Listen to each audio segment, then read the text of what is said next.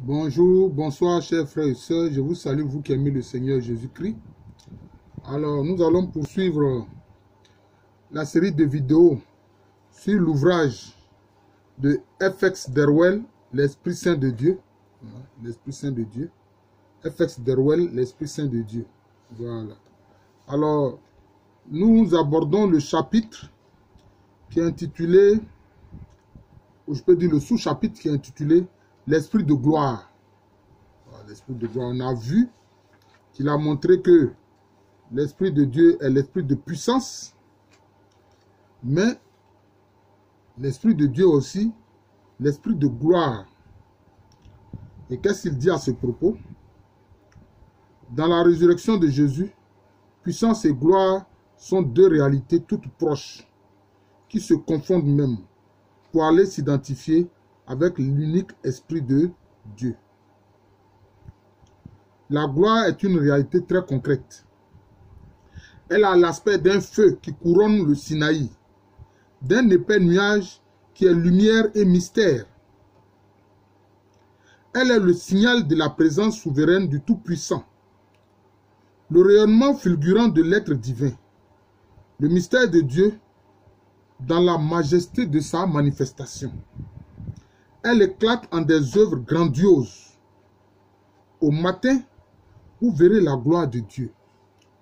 Et il cite Exode 19, chapitre 16, et il cite Deutéronome, chapitre 5, verset 22. Oui.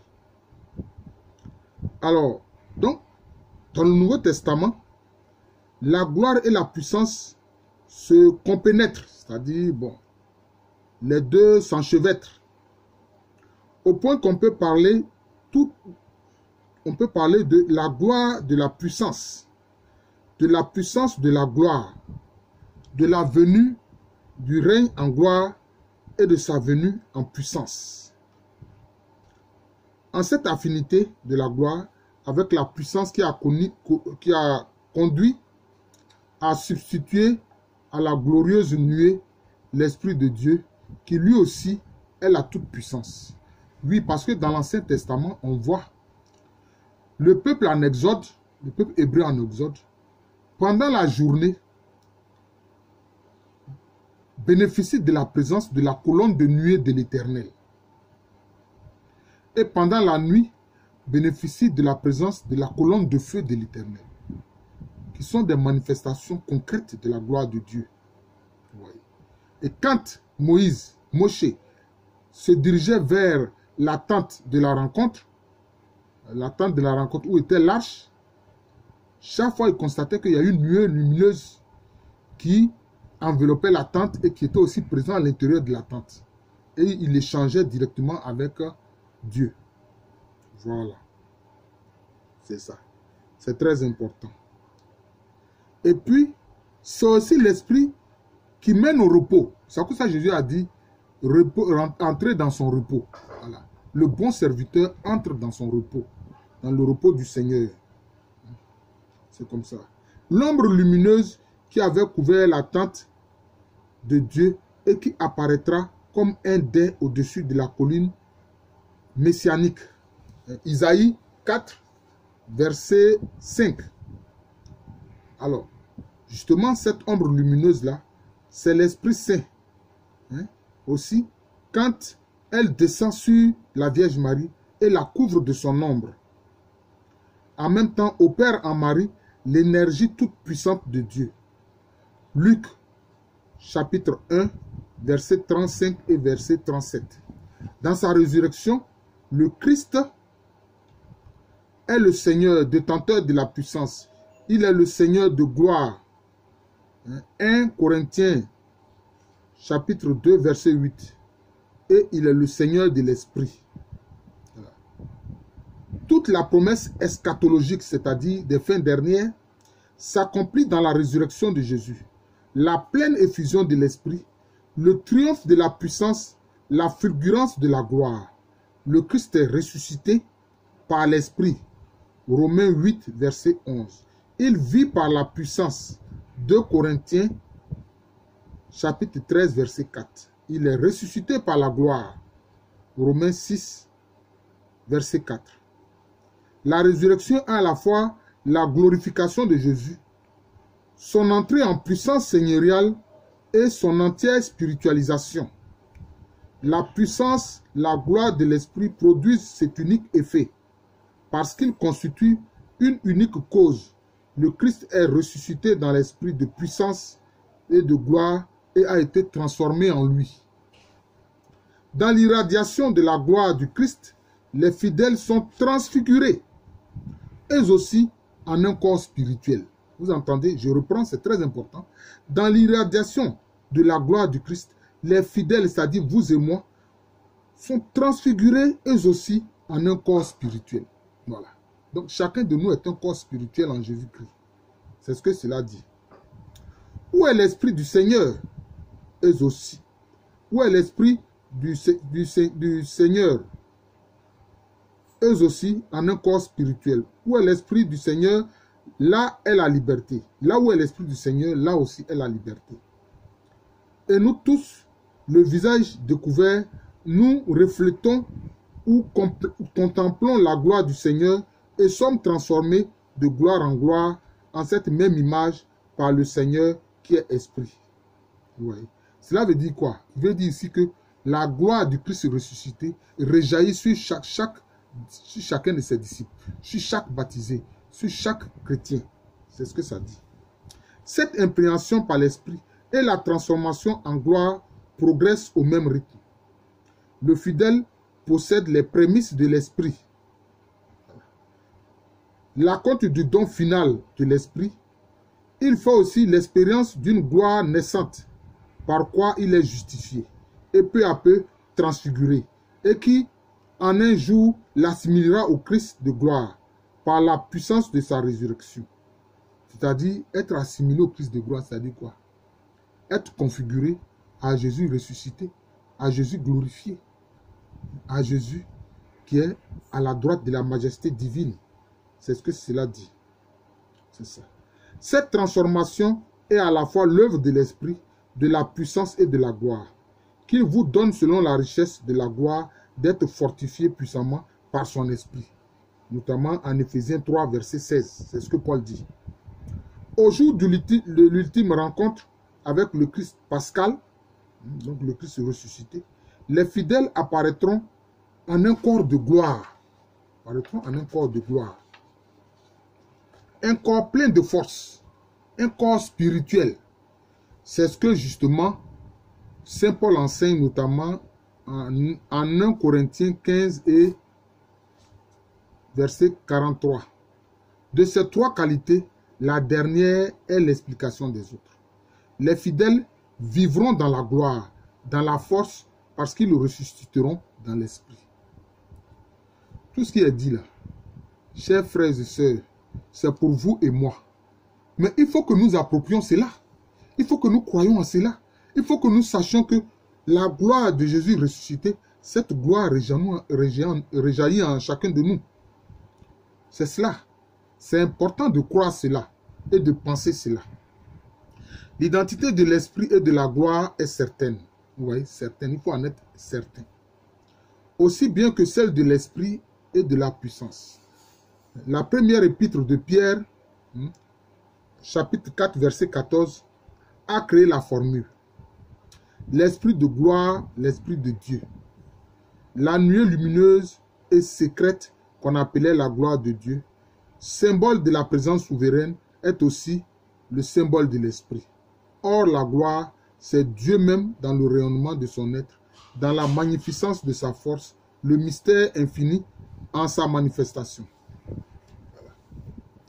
Sans quitter sa transcendance dans l'exercice de sa toute-puissance, Dieu sort de lui-même par son agir, créant, se révélant, se communiant, se glorifiant ainsi. Il existe en Dieu une poussée, une puissance de jaillissement par quoi le secret divin, en même temps, révélation, un souffle par quoi Dieu respire. C'est l'esprit. En fait, il parle de quoi ici? Des manifestations de puissance de Dieu à travers et par l'Esprit Saint. Et par l'Esprit Saint. Et nous nous souvenons que déjà dans la transfiguration, Jésus-Christ manifeste la gloire divine. Il manifeste sa gloire et il manifeste la présence de la gloire du Saint-Esprit. C'est cela. Vous voyez, c'est cela. Et nous aussi, nous devons comprendre que grâce à Jésus-Christ, nous entrons dans cette même foulée-là, dans ce même paradigme de la gloire du Saint-Esprit. C'est cela. C'est l'Esprit. Puissance opérante, irradiante. Il est Dieu lui-même en son extase. Il est Dieu quand Dieu agit, quand Dieu se manifeste. C'est cela. C'est pour ça que le chrétien doit savoir, quand il a prié et puis il dit au nom de Jésus, c'est le Saint-Esprit qui l'a accompli. C'est pour ça que Jésus a dit, le Saint-Esprit me glorifiera. Le Saint-Esprit me glorifiera. Pourquoi? Parce qu'à partir du moment où tu as prié, puis tu as dit, tu as prié au nom de Jésus, que tu as adressé ta demande à Dieu au nom de Jésus, alors le Saint-Esprit opère cela. C'est comme ça. Vous voyez, c'est très important. Dieu se porte hors de lui-même par celui qui est son intériorité, se fait connaître en son indicibilité, entre en contact en vertu de sa transcendance, c'est-à-dire de sa sainteté. Vous vous souvenez que l'un des chapitres qui dit que le Saint-Esprit, il est insaisissable, mais est pourtant proche. Il est Dieu Tout-Puissant, mais pourtant il est proche de nous. Il est proche de nous comment? Parce qu'il est à l'intérieur de chacun de nous. Nous qui croyons en Jésus-Christ, le Saint-Esprit est à l'intérieur de chacun de nous. Tu imagines cette grâce-là, frères et sœurs? Dieu Tout-Puissant que l'univers ne peut pas contenir. Il est dans ta petite personne. Il est dans ma petite personne. Voilà. C'est cela. Et c'est pour ça que remarquez une chose.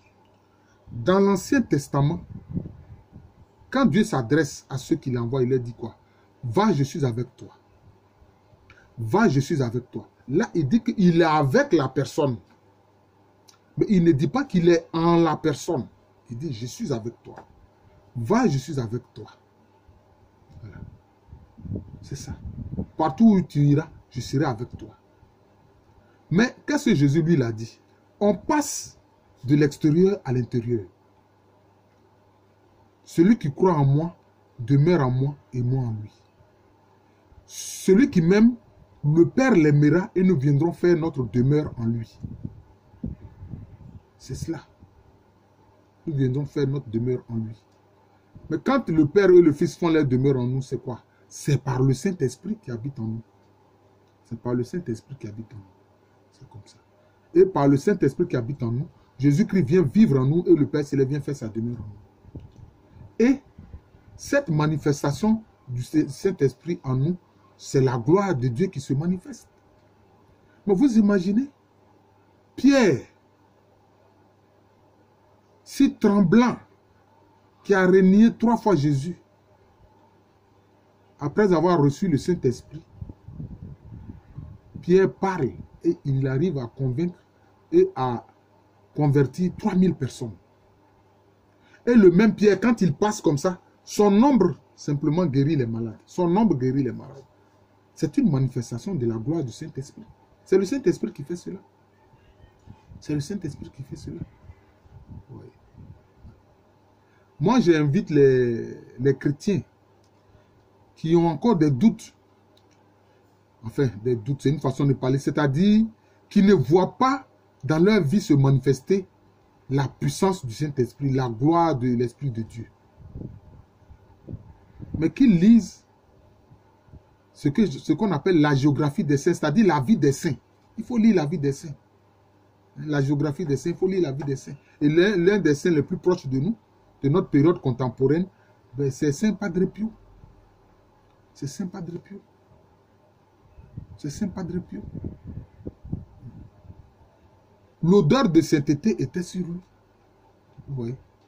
C'est pour ça que, vous voyez, il y a un fait peut-être, je ne sais pas si je dois faire une vidéo là-dessus, mais je vais vous en parler dans cette vidéo-là. Parce que c'est aussi un aspect de la gloire de Dieu qui petit à petit se fait en chacun de nous. Vous avez remarqué que durant la célébration eucharistique, durant la messe, le prêtre est encensé, c'est-à-dire tous les prêtres qui sont présents, on oriente l'encens sur eux, notamment le célébrant. Hein. Et puis après, nous les fidèles, nous nous levons. Et puis ensuite, on oriente l'encens vers nous, dans toutes les directions. Vous savez pourquoi on fait ça? Parce que l'encens, c'est pour qui? L'encens est offert à Dieu. L'encens, c'est pour la divinité. C'est pour ça que quand le temple de Jérusalem existait, hein, les soirs, on offrait sur l'autel des parfums, on appelait ça l'autel des parfums. On offrait l'encens à Dieu. Et vous connaissez ce psaume-là? Que ma prière devant toi s'élève comme l'encens et mes mains comme l'offrande du soir. Tous les soirs, l'encens était offert à Dieu. L'encens montait vers Dieu. Vous voyez? C'est cela. L'encens, c'est pour la divinité. C'est pour la divinité. C'est pour ça que ceux qui disent que non, tout ça est inutile. Non, mes frères, c'est utile. Vous passez votre temps à citer les versets des textes de l'Ancien Testament. Alors, pourquoi est-ce que vous voulez dire que non, l'encens est inutile? Non, l'encens n'est pas inutile. L'encens, c'est une offrande faite uniquement au divin, à Dieu. Mais comment se fait-il que pendant la messe, les prêtres sont encensés, notamment le célébrant principal aussi, il est encensé très abondamment. Et puis aussi le peuple aussi qui participe à la célébration eucharistique est encensé. Vous savez pourquoi? Mais c'est Dieu en nous qui est encensé. Ce n'est pas notre personne en tant qu'individu, en tant qu'humain. Non, non, non, non, non. Il faut comprendre ça. Hein? C'est le Saint-Esprit qui habite en nous, là. Jésus-Christ qui vit en nous, là. Le Père Céleste qui fait sa demeure en nous, là, avec son Fils Jésus-Christ. C'est les trois personnes divines là, qui est en nous. C'est ça qui c'est cela qui est encensé. C'est Dieu qui est encensé en nous. Vous comprenez? Vous voyez la grâce incommensurable que le Christ nous fait. Et je peux dire, cette charité que l'Église nous offre, vous voyez, ce qui est offert à Dieu est orienté vers nous pour que Dieu qui est en nous reçoive cela, reçoive l'encens. C'est très important. Donc vous voyez que l'ouvrage, le livre de F.X. Deruel vient parler de l'esprit de gloire. Hein? L'Esprit Saint de Dieu comme esprit de gloire de Dieu. C'est cela. Je vous remercie. Je suis le frère Jean de l'amour de Jésus. C'est mon nom spirituel. Et à l'état civil, je suis le professeur Alou Kwame René. Je pense que, poursuivant toujours la série de vidéos sur ce livre-là de F.X. Deruel, prochainement, nous allons voir le Saint-Esprit comme esprit de sainteté. Hein, l'esprit de sainteté. C'est très important. Merci encore et bonne journée à tous.